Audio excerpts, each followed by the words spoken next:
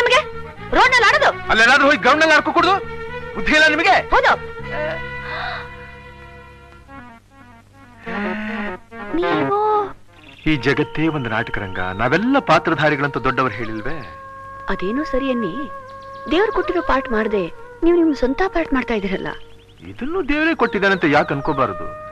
ಮನೆಗೆಲ್ಲ ನಾನೊಬ್ಬನೇ ಗಂಡು ಮಗ, ತಂದೆ ಇಲ್ಲ, ತಾಯಿದಾಳೆ, ಸದಾ ಹಾಸಿಗೆ ಹಿಡಿದಿರೋ ಅಜ್ಜಿ, ಮದುವೆ ಆಗದೆ ಇರೋ ಒಬ್ಬ ತಂಗಿ, ಮದುವೆ ಆಗಿ 20,000 ಒಡವೆ ಮೈ ಮೇಲೆ ಹಾಕ್ಲಿಲ್ಲ ಅಂತ ಅತ್ತೆ ಮನೆಯಿಂದ ತಳ್ಳಿಸ್ಕೊಂಡು ತವ್ರ ಮನೇಲಿ ಕಣ್ಣೀರ್ ಹಾಕ್ತಾ ಇರೋ ಒಬ್ಬ ತಂಗಿ, ಏನೋ ತಾತನ ಕಾಲದೊಂದು ಪುಟ್ಟ ಮನೆ ಬಾಡಿಗೆ ಕೊಡ್ಬೇಕಾದ ತಾಪತ್ರಯವಿಲ್ಲ.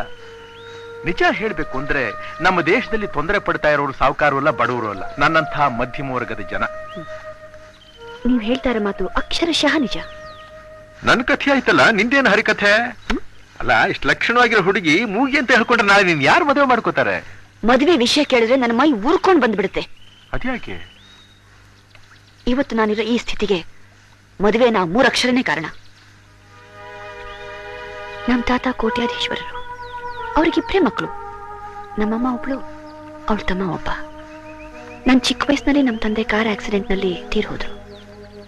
ಆಗ್ಲಿಂದ ನಾನು ಬೆಳೆದದ್ದು ನಮ್ ತಾತನ ಮನೇಲಿ. ನಮ್ ತಾತನಿಗೆ ನಾನಂದ್ರೆ ತುಂಬಾ ಇಷ್ಟ, ನನಗೂ ಅವರಂದ್ರೆ ಪ್ರಾಣ. ಒಂದ್ ದಿವಸ ನಮ್ಮಮ್ಮ ನಮ್ ತಾತ ಇಬ್ರು ನಮ್ ಸೋದರ ಮಾವನಿಗೆ ನನ್ ಕೊಟ್ಟು ಮದುವೆ ಮಾಡ್ಬೇಕು ಅಂತ ನಿರ್ಧಾರ ಮಾಡಿದ್ರು. ಲಗ್ನ ಪತ್ರಿಕೆಗಳು ಪ್ರಿಂಟ್ ಆದವು. ಊರು ಬಿಟ್ಟು ಊರಿಗೆ ಬಂದ ಮೇಲೆ ಜೀವನೋಪಾಯಕ್ಕೆ ಒಂದು ಮಾರ್ಗ ಹುಡುಕ್ಬೇಕಾಯ್ತು. ಕೆಲಸಕ್ಕೋಸ್ಕರ ನಾನು ಅಲ್ಲಿದ್ದ ಜಾಗ ಇಲ್ಲ. ನನ್ನ ವಯಸ್ಸಿನವರು ಕೆಲಸ ಕೇಳಕ್ ಹೋದ್ರೆ ಸಹಾಯ ಮಾಡೋರು ಯಾವ ದೃಷ್ಟಿಯಿಂದ ನೋಡ್ತಾರೆ ಅಂತ ಎಲ್ರಿಗೂ ಗೊತ್ತು. ಮರ್ಯಾದೆಗೆ ಬದುಕಬೇಕಾದ್ರೆ ಇದೊಂದೇ ಜಾಗ ಅಂತ ಹೇಳಿ, ಮೂಗಿ ಅಂತ ಹೇಳಿ ಕೆಲ್ಸಕ್ಕೆ ಸೇರ್ಕೊಂಡೆ. ಹೆಣ್ಣು ಅಂದ್ರೆ ನಿನ್ನ ಹಾಗಿರ್ಬೇಕು. ನಿಜವಾಗ್ಲೂ ನಿನ್ನ ಧೈರ್ಯ, ಸ್ವಾಭಿಮಾನ ಮೆಚ್ಕೊಳ್ಳೋ ಅಂತದ್ದು. Really I like you. ನಿಮ್ಮ ಲೈಕಿಂಗು ಡಿಸ್ಲೈಕಿಂಗು ಯಾರಿಗಿರ್ಬೇಕು? ನಡೆದಿದ್ದು ಹೇಳಿದೆ ಅಷ್ಟೇ. ಆಯ್ತು ಆಯ್ತು, ಮುಖ್ಯ ನೀನು ಮೆಚ್ಕೊಂಡೆ ನೋಡು. ತಪ್ಪು ನಂದು. ನಮ್ಮ ಹತ್ರ ಒಂದು ಒಳ್ಳೆ ನಾಯಿ ಇದ್ದಿದ್ರೆ 5,000 ರೂಪಾಯಿ ಟ್ರೈ ಮಾಡ್ಬೋದಾಗಿತ್ತು. 5,000 ರೂಪಾಯಿ ಪ್ರೈಸ್ ತಗೊಳ್ಳೋ ನಾಯಿ ಸಾಕ್ಬೇಕಾದ್ರೆ ತಿಂಗಳಿಗೆ 3,000 ರೂಪಾಯಿ ನಾವು ಖರ್ಚು ಮಾಡ್ಬೇಕು. 3,000 ರೂಪಾಯಿ ಖರ್ಚು ಮಾಡಿ ನಾಯಿ ಸಾಕೋನೊಬ್ಬ ಮನುಷ್ಯನ ಈ ಜನಕ್ಕೆ ದುಡ್ಡಿನ ಬೆಲೆನೇ ಗೊತ್ತಿಲ್ಲ. ಈ ಡಾಗ್ ಶೋ ಬದಲಾಗಿ ಮ್ಯಾನ್ ಶೋ ಅಂತಲಾದ್ರೂ ಇಟ್ಟಿದ್ರೆ ನಾನು ನೀನೇ ಹೋಗಿ ನಿಂತ್ಕೋಬಹುದಾಗಿತ್ತು. ಹೌದು.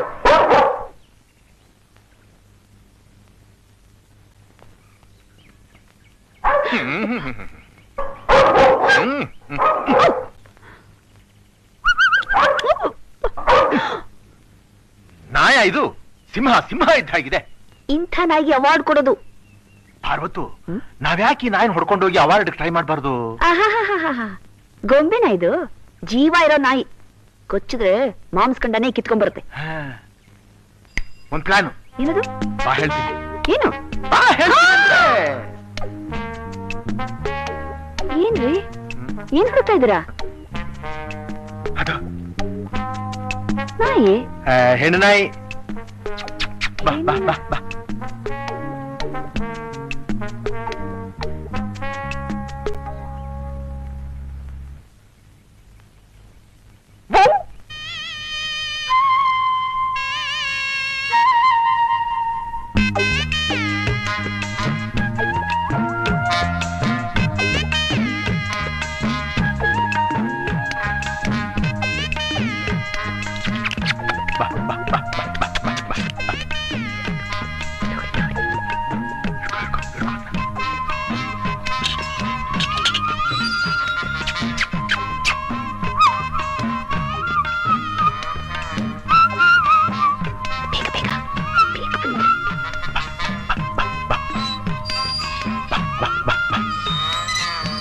ನಿನ್ ಬಾ, ನಿನ್ ಬಾ, ಬಿಟ್ಬಿಡೋದನ್ನ.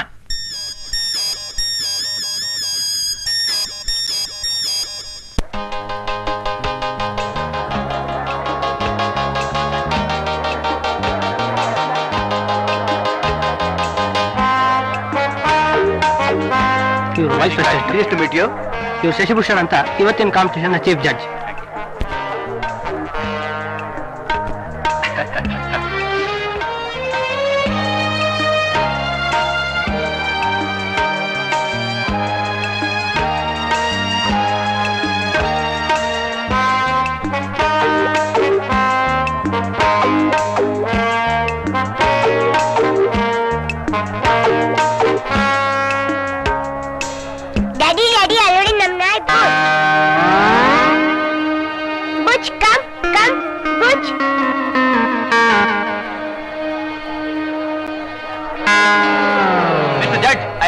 ಕಾಂಪಿಟೇಷನ್. ನಿಮ್ಗೆ ಡಾಕ್ ಶೋ ರೂಲ್ಸ್ ಗೊತ್ತಿಲ್ವಾ? ಜಡ್ಜಿ ಆದವರು ಅವ್ರ ನಾಯಿನ ಕಾಂಪಿಟೇಷನ್ ಕಲ್ಸ್ಕೊಡ್ದು ಅಂತ. ಏನ್ರಿ ಮಾತಾಡ್ತಾ ಇರೋದು ನೀವು? ನಮ್ ನಾಯಿ ಕಳೆದು ಹೋಗಿ 2 ದಿವಸ ಆಯ್ತು. ಪೊಲೀಸಿಗೆ ಕಂಪ್ಲೇಂಟ್ ಕೊಟ್ಟು ಊರಲ್ಲೆಲ್ಲ ಹುಡುಕಿಸ್ತಾ ಇದೀವಿ. ಇಲ್ಲಿಗೆ ಹೇಗೆ ಬಂತು ಅಂತ ನಮ್ಗೇನ್ ಗೊತ್ತು? ಗೊತ್ತಿಲ್ಲ ಏನು, ಸುಮ್ನೆ ಆಗಂತ ಹೇಳ್ತಾ ಇದೀರ ಅಷ್ಟೇ. I know everything. ನಾಯಿ ಹೇಗೆ ಬಂತು ಇಲ್ಲಿಗೆ? ಯಾರು ಇದನ್ನ ಕರ್ಕೊಂಡು ಬಂದವರು?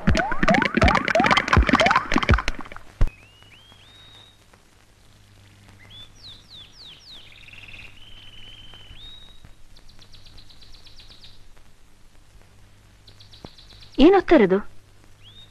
General knowledge. ಏಕೆ? ಯಾವಾಗ್ಲಾದ್ರೂ ಇಂಟರ್ವ್ಯೂ ಬಂದ್ರೆ ಉಪಯೋಗ ಆಗ್ಲಿ ಅಂತ. ಶುದ್ಧ ದಂಡ. ಏನ್ ದಂಡ?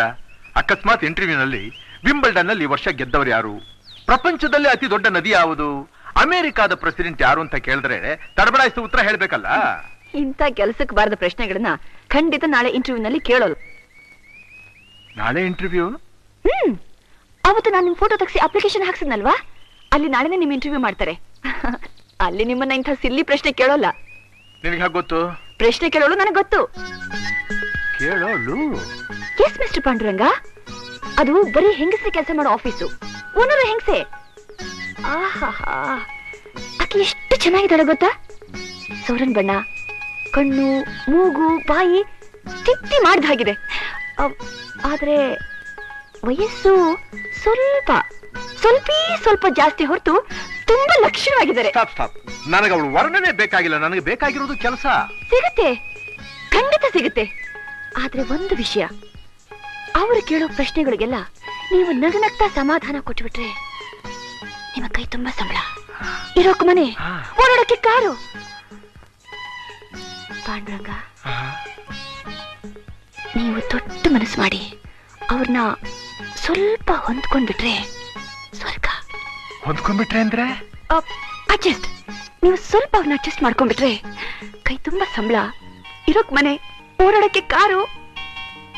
ಏನಂತೀರಾ?